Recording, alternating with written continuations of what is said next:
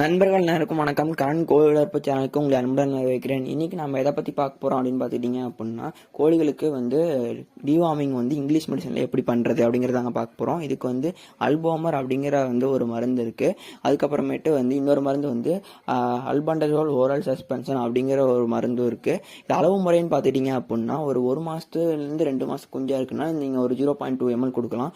இல்லை 3 மாதம் 4 மாதம் குஞ்சாக இருக்குது அப்படின்னா நீங்கள் ஒரு 0.3 ml வரைக்கும் கொடுக்கலாம்.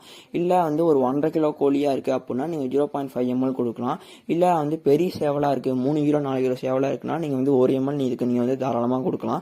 முக்கியமான விஷயம் என்னன்னு பார்த்துக்கிட்டிங்கன்னா, இந்த மருந்து கோழிகளுக்கு நீங்கள் காலையில் வெறும் வயிற்றுல தான் கொடுக்கணும்.